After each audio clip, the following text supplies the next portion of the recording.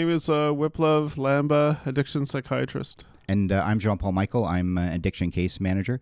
And today we're going to do something a little bit different. I've been asked by a few people to give share my reflections on a video that I think was made a couple months ago. Yeah, and not me. I did not ask you to you give your did not opinion ask. on this video. I had not seen this video before you sent it to me. I'm on my own on this. That's no. correct. I'm here too. But it was your idea. It is my idea. Yeah. And I think it's we're not here to talk about politics, and we're not going to talk about politics today.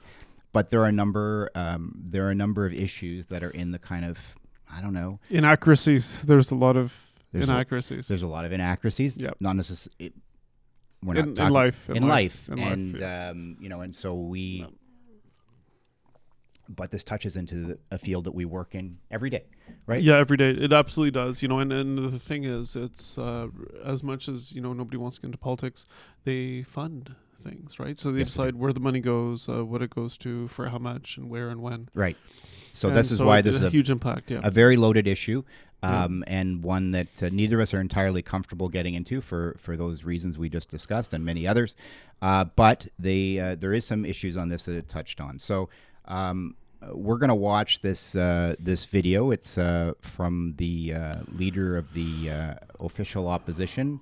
Yeah, sorry. No, I have some very, very good friends where, maybe I should. I don't. Yeah, so I just have some good friends, and I'm glad you have good friends. Yeah, no, it's hard to be friends with me, but I have some very good friends, and if any of these political leaders have a conversation with anyone, even if the conversation's content is good, they can't bring themselves to sometimes listen to them speak, and I'm nervous about giving a platform, but at the same time, like, what is it? Like, how many people vote PC usually in Canada? About 40%, yeah. 30-40% consistently on it, right? So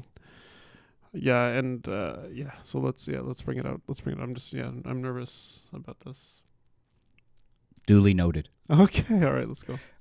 So we've kind of divided this up into 16 sections. It'll be, I think we'll just be playing maybe 5-second clips for you guys because of YouTube's YouTube copyright rules, and then we're going to sum up the sections and then move on from it as quickly as possible here, so we can kind of make this as concise as possible. So we're going to watch it and come back to it. Do you ever feel like everything's broken in Canada? Okay, so in this first clip, it feels like everything's broken in Canada. Yeah, well, I mean, I get that. That doesn't sound. I think that can resonate with a lot of people.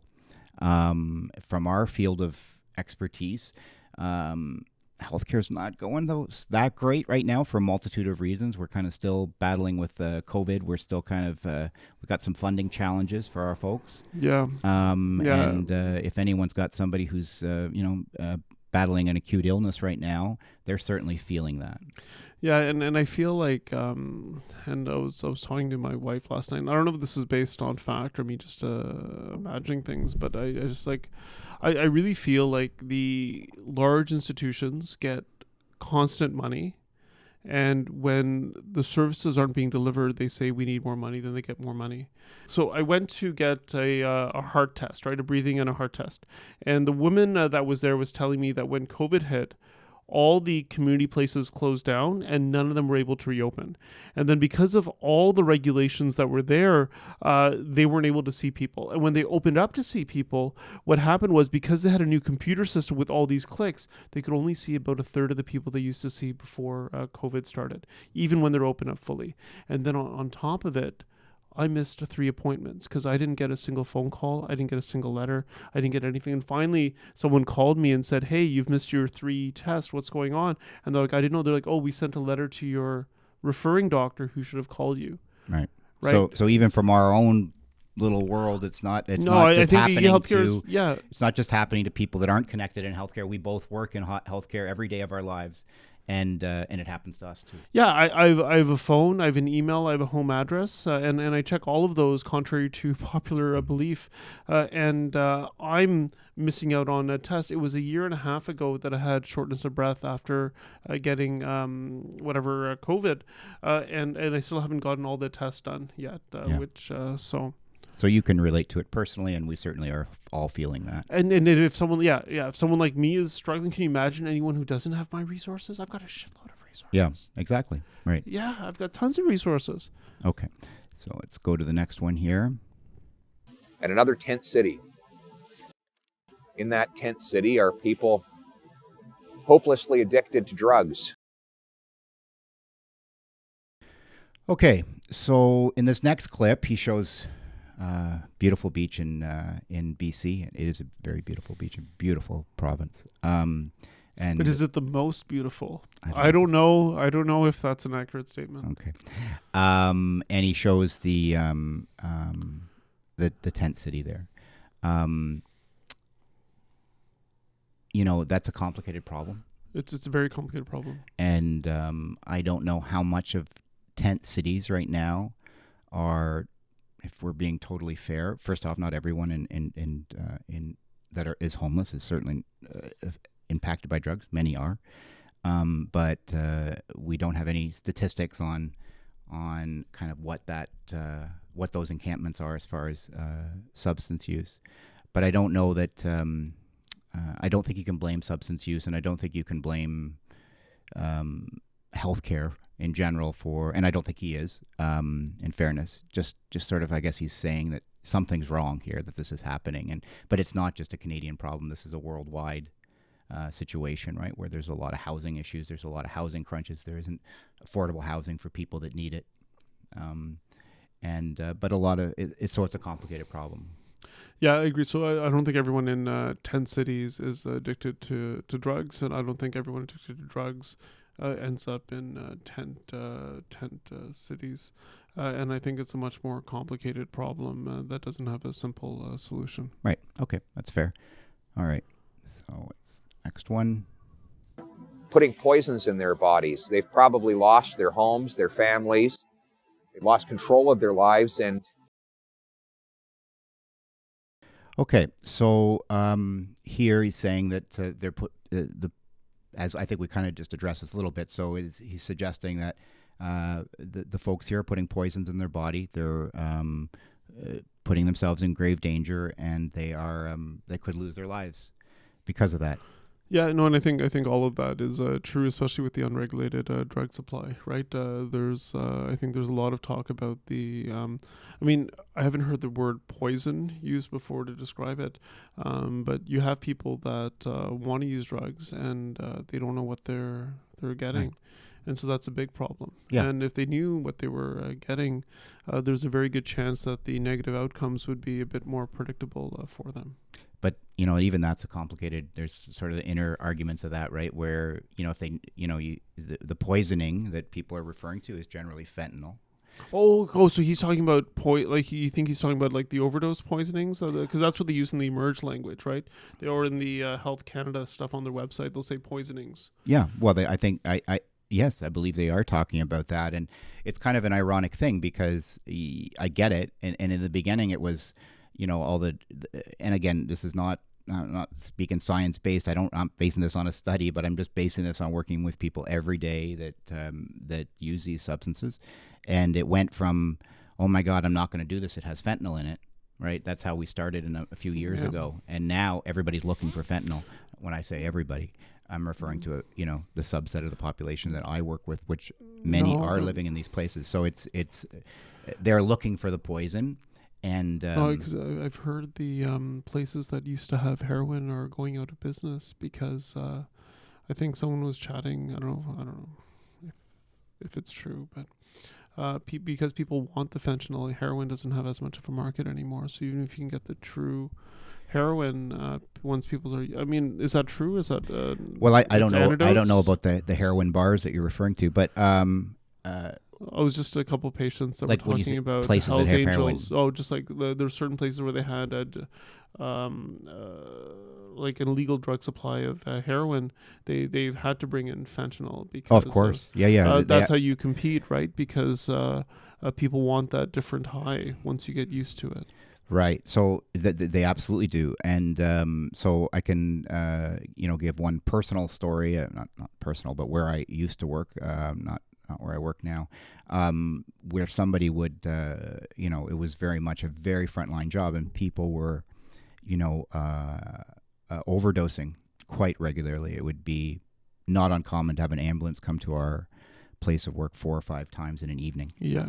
And so, but something really bizarre happened there, where it would be, if this would happen at least I don't know, every couple days this would happen, where somebody would go down, not necessarily pass away. We're going to get help for them, but many people would ask of that person, where did they get their stuff from? Now, you would think what they're asking for is, well, I don't want to get wherever they bought it from, but it's the opposite. Yeah. They want to get that high. They want to get the strongest stuff possible that just, puts them right at that line. Incapacitated that person. So this is why this is a very complicated problem, and maybe not as simple as let's avoid the poison, perhaps, right? Is that fair? Yeah, and I don't want to get into this. I don't want to say any wrong things. All right, well, just let me say all the wrong things. Ready? So when these overdose sites started, a colleague of mine was saying that there's a lot of people that they try to push that limit right to the edge, right? And if you're gonna have somebody resuscitate you and you're going where that is, like, why not go to that edge? Sure. I mean, this is, but I don't know. You are going to get in there, right? So that's part of an argument that I don't know who made it, but it was a more senior addiction physician that had been working for 30, 40 years, where I heard it from, because you never say don't give naloxone, right? You never say, hey, no, why are you giving it? Or at least I would never say that. I was like, why not? It should be everywhere. It should be in the drugstores. You should be able to pick it up. And eventually at all the workplaces, it's going to be there just like defibrillators are. It absolutely is. And there's something to be said for when people, actually, I don't even know. I'm sorry. So I'm going to, now it came to me who said what I'm going to say. It was Dr. Phil. Okay, let's hear it. Dr. Phil said if people injected substances in emergency rooms, they could get much higher than anywhere else, and they could be resuscitated safely. Should we do that? I'm not going to ask you to answer that, because I know that may get you into a territory you don't want to answer. But it's not a totally unreasonable point to make. That it's something to think about, right? Because it's true, right? They've got the best resources ever. I'm not. It's trying to underline maybe a point that we shouldn't have safe injection sites, which is another controversial point. So let's continue. Can we do that? Yes. You're okay? Yeah. All right. It's a tough topic to talk about. It is a tough topic. Today we learned that British Columbia is on track to have over 2,000 drug overdose deaths. Okay, so he states that BC is on track to have the highest overdose death rate in that they've ever had, or one of the highest rates, 2,000 deaths, and I believe that to be factually true. Yeah, that's true. Yeah. I mean, I think in the last 6 months, it's gone down. Yeah, down a bit. He didn't state it was the highest ever. He just stated it's 2,000. Yeah. I think the rates is like 40 per 100,000 people. I don't know how many people are in BC. I don't know. But it seems to end up about 2,000. But it's but did you say overdose rates or overdose deaths? Overdose deaths are over 2,000 this year in BC alone. Yeah, I'll have to look at that number. I think it seems a bit high. Okay. I think it was BC alone. But well, there's a website. There's a website, Health Canada website, that has all those numbers. That is a 300% increase from 2015 when Justin Trudeau took office. Okay, so I'm going to help navigate this so we don't stumble into the politics of this. 300% increase since 2015. Yeah, I think that's true. I don't think we could blame that on any particular party, and it is a political thing, so let's just call that the politics of this, because it is a very complicated situation, right? I don't believe that any politician of any stripe is responsible for overdoses. Yeah. I mean, I think the thing that just stands out for me is it's just gone up in the last 5 years and 10 years quite a bit. Yeah. And there's a lot of different causes for it. And I don't think politics played a single role at all in that. You know, I think there was the supply that was coming in from China with the high potent fentanyl, and from other places. I think there's a lot of socioeconomic things that were going on here as well. Yeah, the fentanyl and the fentanyl analogs that are coming in. Yeah, they're coming in, and I then think is a single biggest part of it. Well, the rates also did double the second COVID started, right? And the second COVID started, they doubled, and it was a really hard month for me because I'd moved to a job that had much more predictable times and hours, but I wasn't working with the same population, and all the detox closed, all the treatment centers closed, Yes. all of the social connection closed. And I was so irritable that month because who are you going to yell at? Are you going to yell at anyways, so I think the COVID doubled it up, and it was a direct consequence. Kind of COVID and fentanyl. Yeah. Okay. Yeah. COVID and fentanyl. It was because then the usual supply chains weren't there anymore. Right, so the usual supply chains for whatever other things people were using, and everybody was falling through the cracks. I mean, every service we cut off, and unfortunately, some service providers even cut off phone services because they didn't know how to do work from home at that point, because it never existed before in most types of work. So there was a total loss of connection. Oh my God! And with people, so it was not. I mean, at least they tracked it. At least the scientists tracked the deaths and all that stuff. But it was just horrible what we did to these people. So yeah, okay, agreed.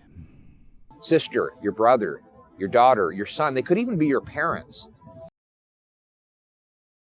Okay, so in this clip, he states that it could be your sister, your brother, your mother, your kids, your parents. Anybody can get hooked on these drugs. Yeah, that's 100% true. You know, and in fact, true. the sad thing is that when you look at revolutions, you know, like say around HIV in New York in the 80s, it was when there was a family member of a prominent politician or somebody of influence that all of a sudden some of the policies get changed, right? And so, sadly, it is at that point, you know. And the adolescence, I think, is the part that I've heard some real horror stories about, right? Yeah. Around some of these young. I mean, I don't want to say they're kids. They're kids, right? So.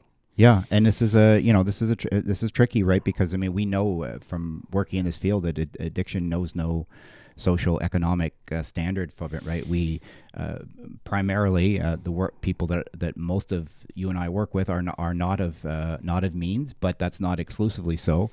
The ones with means just end up at other places. They do. Right? Oh, absolutely. And occasionally we do work with people of means that stumble into our care as well. But we know absolutely this knows no boundaries, and so that's a good point. By taking them first as medication. Okay, so this is going to get into that's no. So I mean, maybe we should repeat the statement. The statement pretty much says that people were prescribed medications, yes, and then they became addicts because of it. You know, there's some then truth, increases their doses because they develop a tolerance. Yeah, but the other problem was that in the around 2010, 2008 to 2012, that's when they started this deprescribing initiative, right? So they found all these, and they didn't do it properly. So around 2008, that was the first time in 2 decades that in the States, the heroin epidemic increased. Right, and it was a direct consequence, I believe, of doctors trying to treat the 6 vital sign for pain and then trying to correct it. Because back then, how do they correct it? The regulatory bodies are stop prescribing this. You have somebody who's diverting the drugs or selling them or double doctoring. I fire you as a patient, right? They weren't treating the disorder. And there were treatments back then too. It was like absurd. And now we know that forced deprescribing is killing people. Like that's in the data too. So it's sure. Like, you know, we give that person, what's that thing where you give them like one Percocet, all of a sudden have a lifelong addiction? Maybe there's or two, but the doctors double did it. The doctors and the regulatory bodies doubled it because they did it first by this unlimited compassion around pain, right? Let's resolve your pain. and then they double did it by taking it all away, right? And now I would And argue, then you take it all away. Then what happens? you go through extreme withdrawal or suicidal, and then you go to fentanyl and you go to heroin. Right. And That's what I was implying. That's what I was implying. Yeah. Now, I'm not convinced that the biggest pathway to opiate addiction is doctors prescribing it. But I might be wrong. No, I would think that's I would. But in 2008, 2009, when they delisted OxyContin, oh my goodness, all those poor people. Yeah. You know, and the so that's when prescribing. Was that a Canadian and American thing at that point? I think the timings were a little bit different, but it was a North American thing, you know, and I should probably check what it is, because I remember going to conferences, right, where they would say fire your patient, you know, you can't see them, and then say, okay, stop prescribing but see them again. Nobody was saying assess and treat the substance use disorder or find the best treatment for the pain and the addiction. And these, these weren't like whatever stereotype that we think we can ignore. Right? These were like people that, like, you know, chronic pain, were working, all this kind of stuff. And when I saw them in the emerges and withdrawal, it was just devastating to hear their stories, because some of these people had like 4 or 5 years, nobody told them that it wasn't their fault. Right, and nobody told them there was treatment for it. Right, you know, like it was just horrible. And now it's better because buprenorphine is everywhere. Right, every emerge has it. But there was a decade where, like, literally, I've had patients were back in the late 2000s. They went to every single emerge in downtown Toronto. They saw all these specialists for pain, and nobody offered them treatment for opiate use disorder. And then finally they get on buprenorphine, and boom, they're like, oh my God, it saved my life. I mean, they'll have other issues too, but like, we're like, they in fairness to medicine, you know, it took like 30 some years before surgeons realized, hey, we have to wash our hands. Like, I'm not even joking. Like they had a study back in, like, you know, the 1930s, 40s. They figured out that because surgeons weren't washing their hands, and that was causing the infections. They had this thing where they didn't realize that, hey, if you go to the cadaver lab and do an autopsy, like, to learn, and then you go to the OR, like, you're going to give them infections. They say it takes 17 years for evidence-based practice to get into there, right? And so I shouldn't be blaming doctors and regulatory bodies and all this stuff for this. It takes 17 years, but it's a lot of lives lost in those 17 years, right? Because of things that have very good medical treatments for it. Yeah. So sorry for the tangent. I feel I think that's because there's both. There's the doctors initially giving it, then there's the doctors stopping giving it, and then there's the system not offering addiction care or even the best treatment for pain and addiction. Even now, it's completely siloed in every way that's possible. All right, so let's get to the next segment here. It's not just crack cocaine and methamphetamines, but it's opioids.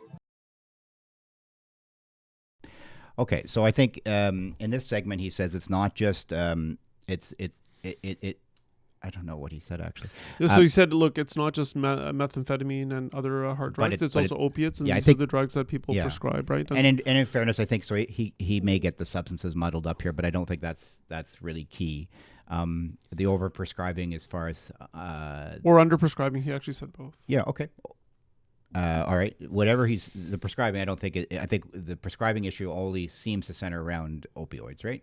That's I've never heard of this being blamed on methamphetamine overprescribing or underprescribing. I mean, I'm not sure where he's going with that, because a lot of times it's not what they say, but it's what's sort of implied. And I'm not sure what's implied in that particular one, but that's okay. Yeah, maybe it's criticizing doctors. I don't know. Same drugs. I don't know. Same drugs overprescribed, underprescribed. Yeah. Well, there's They are the result of a failed experiment. This is a deliberate policy. Okay, so in this segment, I think he's alluding to something that is common vernacular now would be safer supply, or some people would call it the public supply of addictive drugs. Some people in your line of work. Well, it's hard to know because none of those cities had a public supply of, or whatever it is, safer supply. Like, I don't remember hearing about safer supply in Los Angeles. Yeah. No, that's fair. But I don't even, I thought he was talking about the 10 cities. That's no, now he's talking about I think he's... You think he's talking about the drug supply? I think he's conflating a lot of different things here. But I think what primarily... I don't think this has been Right. So there's a lot of stuff to unpack. We can agree on that. Yeah. So in Canada, even without the safer supply situation, we have treatments for addiction that include slow release oral morphine. In the States, you can't actually prescribe it because it's illegal, right, to prescribe it for addiction, even though it's an evidence-based treatment for addiction. And here we give hydromorphone and other drugs in the form of safer supply. These are government-funded programs. These are Health Canada-funded programs, millions of dollars over the last few years, try to help these people stay alive. And in the States, they don't have those programs to give hydromorphone where they know people are going to be injecting it. Okay. So... And the failed experiment part is tricky to know because it's hard to really unpack the data around how much better it is versus how different it is from methadone or buprenorphine or other treatments. Right. And we're not sure exactly what he's referring to anyway. Oh, yeah, so exactly. I don't know what he's talking about. We don't know what that failed. Yeah, so fair enough. I don't know what he's talking about. I'm assuming things and trying to put it in the best light possible. Yeah. So, okay. Let's go to the next one then. Across Canada, violent crime has increased by 32%. We should have expected this because every time this experiment has been tried, it has resulted in exactly the same outcome. So in this clip, he's suggesting that there's been an increase in violent crime, where this experiment, which in fairness, he doesn't really set out what the experiment was. And you know what? That's not our area of expertise, right? We're not criminal justice people. I don't know if. Yeah, no, we don't know what he's talking about. Experiment. We don't know if he's talking about creating these tent cities or whatever he's saying. I don't know what he's talking about with the failed experiment, and he's connecting things that may not be connected, that I don't think are connected, right? So the 37% increase in violent crime, and what was the other one? There was another thing. Well, he just restated the overdose deaths, right? Yeah, like all this stuff is not clearly linked, and it's much more nuanced and complicated. Sure. And we're not criminologists. Is that the word? Yeah, but whatever it is, I mean, I don't know what's happened to the police policy. I don't know what's happened socioeconomically, to people in general, right? This is not a safer supply issue. Yeah. Okay. We need to put the resources into bolstering our borders to keep the precursor ingredients that go into making these drugs out of the country. Okay, so in this one,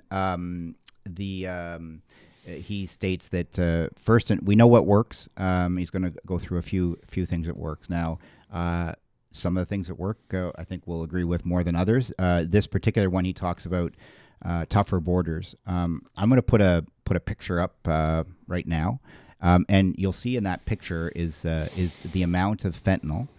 And carfentanil that is required to be a lethal dose. And you'll see that picture is just like a little grain of sand right there in that picture. Yeah. So I think that's a bit of a, I think that ship has sailed. I think that we're not going to be able to keep that grain of sand from coming in. I don't know when this started. I don't know if it was 2016 or 2018, but back then, if you were a business person, you could get a block of fentanyl for about $2,000, and the street value that would be about $100K, right, for it. And they had all these different ways of getting it in back then. And I don't know if it was COVID that made it more accessible to get these illicit fentanyl, because the other supplies of hydromorphone and other stuff weren't there. But yeah, in terms of business-wise, how do you compete with that, right? In terms of profit. But I don't know if that's why the illicit fentanyl is there. I don't know. I just so I don't know if you can close the borders. Right. I think that might illicit fentanyl. Yeah, and I think that's more of that's a bit of an old school kind of say no to drugs kind of argument. I think. I don't think. But again, that's well. I mean, the whole idea versus a supply versus demand is a very complicated and nuanced one, right? And when you watch these popular Hollywood movies, you can almost tell what side they're on. And the liberal side is more about, the socioeconomic, reducing demand. And then the other scientists are more about the access, right? So. Okay. All right. So let's go to the next one here. Look, I believe, like anyone, that a young person who makes a mistake should get a second chance. But we're not talking about that here. We're talking about hardened, repeat, violent offenders or organized criminals that are devoted to a life of crime and preying on innocent victims. So in this clip, he speaks about he tries to, I think, kind of find the area where he wants to focus on not being tough on substance users, but really focusing on the people that are bringing in the large amounts of drugs, I guess, or with an element of violence into it, and that are bringing in the drug supply. I think this is an area that perhaps they've got a bit of a history with, since their previous their previous government was fairly well known for being a tough on crime party. I think that's fair. They brought in a lot of mandatory sentencings that certainly impacted a lot of people in our country. So I think they're trying to say, well, let's get after the big dealers and not the little people that are using drugs. So I don't know how well he kind of threads that needle, but I think that's where he's going. What do you? Yeah, think no, I about don't that? know how to sort of fully comment on it. I'm glad he's not proposing going after the people that are using drugs. I think there has to be an approach for violent people. I suspect some of it would involve treatment, for the substance use or for the aggression, or And we're going gonna get into that in the next clip here. Finally, and most important, we need to stop using tax dollars to fund dangerous drugs under the so-called and ironically named idea of safe supply. There is no safe supply of these drugs. They are deadly. Okay, so in this clip, he discusses, he goes right on and talks about safe supply, and says that we need to stop funding safe supply programs. And I think he is, I'm not sure if he's alluding to the safe supply. In previous clips, I think he kind of skirts around it. I think he was, in a way, describing that a lot of this has been a safe supply problem. And I think we can agree that may be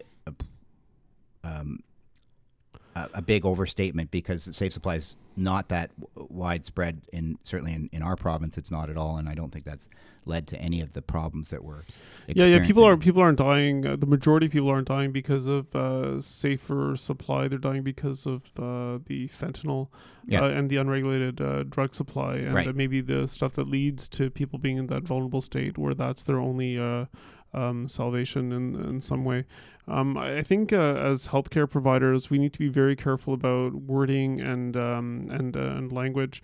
And when safe supply sort of was started, I think a lot of people really pushed for the safer supply, because I think we can all agree that what's being prescribed is safer than the unregulated fentanyl. But when you have a buzzword that certain people can just take and show flaws with it, it gets very, very difficult. So, all right, so we're almost done here. Instead, we should put that money into recovery and treatment, detox programs that bring the addict into a facility, help them remove the poisons from their body. So he's in a tough bind, right? He's in a tough bind because he's using the word addict.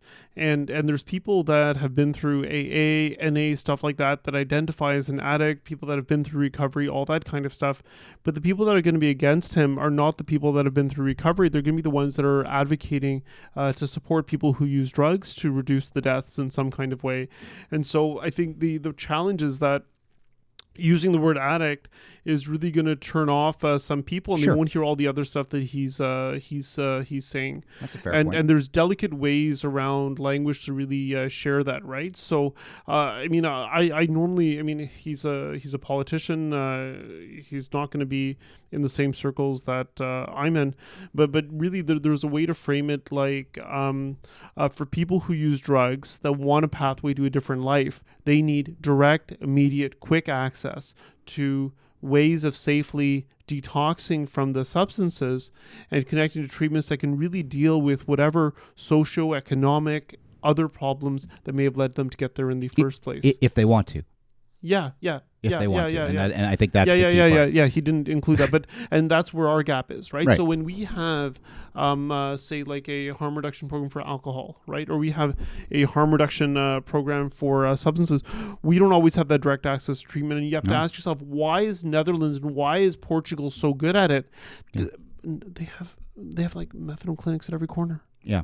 You know how hard it is to get methadone in the States? Yeah. You have to wait like forever. You have to like go to some random clinic somewhere, all that kind of stuff, right? Yeah. So, they have tons of treatment places everywhere, right? You need to make harm reduction and giving drugs that people inject successful. You need to make it as easy, if not easier, to get out of the addiction in terms of access. Yep. Great point. All right. And I think this is the final clip, I believe. Alberta today, they've managed to cut overdose deaths by almost half by getting people into recovery. It's possible. There is hope to give people back control of their lives. Okay, so in this clip, he talks about the Alberta model, which they've changed their funding quite a bit with the change of their own government. And you can get treatment, I understand, much more rapidly in Alberta. I don't think you have to wait. I'm trying to get some folks in this week. I've got a 14-week wait to get somebody who's after detox. So I've got to kind of figure out an outcome for them for the 14 weeks in between. I understand that wait is 90% less in Alberta right now. Yeah, no, they've got a 2-day conference, I think, coming up in February or March, and I'm like tempted to go down there just because if something works, I just want to see it. I just want to see it.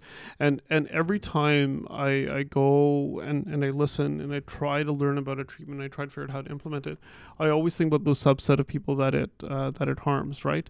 Because, when we think about safer supply, all that stuff, we're not thinking about the people that get into the detox and the treatment programs. We're usually thinking about the ones that don't want to or aren't ready or they've not been in the right situation or the environment. It's not better for them to go there than the others in terms of what their values are and what they want. But I definitely want to know what they're doing. The challenge is that I don't know how to do this stuff without getting into the politics of it, right? That's because it's so polarizing, right? Like it's so polarizing, and you have all these people that want to save lives and just want everyone to be fulfilled and have something meaningful, and there's so much vitriol and hatred that goes in those directions. So I want to learn the truth in what the Alberta model's doing. I'd love to bring the effective components here, and I want to learn the truth and the harms in the safer supply model, so I can make sure that the people that need that can get access to that in a way that helps them in whatever way that's needed, right? And on this particular point, so this is an area where I struggle with because I have spent a lot of time working in the community, working with these teams, but I've also spent considerably more time working in traditional addiction medicine circles, working with people like yourself. But you haven't worked in the recovery centers, so you haven't worked in those 3-month treatment centers that they dive deep, right? So I think that's the part there that we don't always get exposed to. But the point I was trying to make is I think that one of the points that a lot of my colleagues that I admire the hell out of in the community, I think that they are so disconnected from conventional addiction medicine, they don't even know that it exists in a lot of cases. And these are people that have done it for a long time, or they've written it completely off. And that's sad because they don't know how effective it can be for the right people. And so these treatment centers, one thing to remember is that right now for a lot of us, even us in addiction, it's a bit of a black box. What does it mean? What does that 1 month mean? What does that 3 month mean? What does those things mean? And you're talking about addiction medicine, but these recovery centers are different than addiction medicine. Yes. Sometimes they're like treatment communities. Sometimes they're like 12-step programs. Now they've started to include psychological treatments for it. So some of these places, they've realized that a lot of people that come in have PTSD. A lot of people that come in have borderline personality disorder. A lot of people that come in have depression, anxiety. And so in addition to the traditional 12-step stuff that they do, they've added those pieces. And in fact, in those treatment places, addiction medicine is also new. So we're just talking the last decade. Because before, if you're on methadone or buprenorphine, they wouldn't even accept you. Right. Right? Like it was methadone, buprenorphine was considered harm reduction. Right? Like oh, you're replacing one drug with another. That's what they would say. Yes, right? they would. And so this is so complicated and so nuanced. And I think as healthcare providers, we need to know the pros and cons of all of these different models of care. And then we need to make sure that we guide the person in front of us with the risks and benefits of the ones, and we make sure they know which one we believe is best, but we support them in whatever they do. Absolutely. And so, like, I just think, like, whatever, yeah. So thank you for going through this with us. Whatever else you want to chat about, we can. You know, I just, I hate bringing in any political kind of a person. Right, and you know, that's fair, but this is in the kind of ecosystem now. It's something that people are talking about, and we both share friends that would be perhaps upset that we're bringing this forward. But I don't think that I hopefully let's try it out. I mean, let's try it hopefully out. we've done it in a balanced way. Yeah, I mean, we know more than this politician does about addiction care and treatment. Yeah. I think that part is absolutely clear. And so I think we want to bring our expertise so people can get a perspective, a different perspective. There were some, just as a overview here, there were some things that were true. Yes. Yeah. Some things. Some true. points that were valid, and some other points that were, would we say, perhaps certainly politicized, and there were other points that not questioning anyone's motives, but were just ignorant of the facts in some cases, right? Yeah, so that's my take on it. Is that I mean, the argument that certain people would say is that when a lot of these politicians speak, they're, what's that thing they call it like dog whistling or something. I don't know what it is. Yeah, dog whistle politics, I think. Yeah, like and so it's they say something but without actually saying it. Yeah, and I'm never good at picking that stuff up, and it'd be interesting to know what those things are. You know, like I just. But we're just talking about our expertise in this. Yeah. As two clinicians that work in this fair field. enough. You know, I think fair. Okay. Thank you. Thank you so much.